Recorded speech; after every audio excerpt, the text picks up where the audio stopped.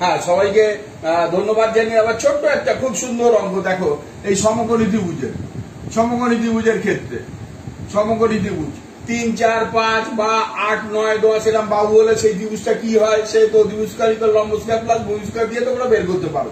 এখানে দেখো এই একটা প্রবলেম দিয়েছে, এবিসি একটি সমকোণী ত্রিভুজের এসি এর মধ্যবিন্দু ডি 9 এর একটা problem, BD equal two 5 centimetre, 5 centimetre, তাহলে এসি ইকুয়াল টু কত, কি হবে? এসি ইকুয়াল টু কত, কি হবে? গুড, ভেরি গুড, একবারেই বলে দিলে 10 সেন্টিমিটার। ব্যাস এইটুকুনি চাইছি, বুদ্ধি এইটা জানলেই কেউ আটকে রাখতে পারবে না, চট করে এগিয়ে যাবে। কেন 10 সেন্টিমিটার? সমকৌণিক বিন্দু থেকে অধিভুজের মধ্যে মধ্যবিন্দু যুক্ত রেখা অধিভুজের কি হয়, অর্ধেক হয়। তাহলে বিডি ইকুয়াল টু 5 সেন্টিমিটার, এটার প্রমাণ কিন্তু দেখিয়ে দিয়েছি, প্রমাণটাও আমি বলে দিচ্ছি একটু। তাহলে AC equal to 10 centimetre.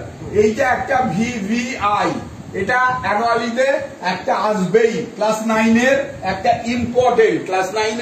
Important very very important একটা সূত্র, সমকৌণিক বিন্দু থেকে অধিভুজের মধ্যবিন্দু যুক্ত রেখা অধিভুজের অর্ধেক হয়। প্রমাণটা কিভাবে শিখিয়েছিলাম, এই ডি বিন্দু থেকে এখানে একটা কি করলে, এ বি এর সমান্তরাল টানলে, এটা এবিসি ডিই, তাহলে ডিই সমান্তরাল এবি। তাহলে দেখো এসি এর মধ্যবিন্দু ডি, আবার ডিই সমান্তরাল এবি, তাহলে ইটা হচ্ছে বিসি এর মধ্যবিন্দু। ক্লিয়ার, তাই না? হ্যাঁ, মনে পড়ছে? ত্রিভুজের মধ্যবিন্দু যুক্ত রেখা তৃতীয় বাহু সমান্তরাল অর্ধেক, ত্রিভুজের একটি বাহুর মধ্যবিন্দু যুক্ত রেখা অপর বাহু সমান্তরাল সহলেখা তৃতীয় বাহুকে সমদ্বিখণ্ডিত করে। তাহলে সমদ্বিখণ্ডিত হলে এই দুটো ত্রিভুজের মধ্যে এই বাহুটা ইকুয়াল টু এই বাহুটা, এটা সাধারণ বাহু, এটা সমান্তরাল, এটা তো, তাহলে এটা 90 ডিগ্রি, এটা 90 ডিগ্রি।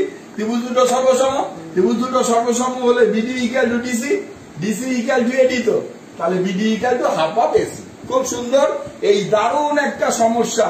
এটা কিন্তু কোনো সমস্যা নয়, সমাধান। সমস্যা বলে পৃথিবীতে কিছু নেই। এটা তোমরা খুব ভালো করে প্র্যাকটিস করবে, 9 এর অ্যানুয়ালিতে আসবেই প্র্যাকটিস করবে। ধন্যবাদ সবাইকে।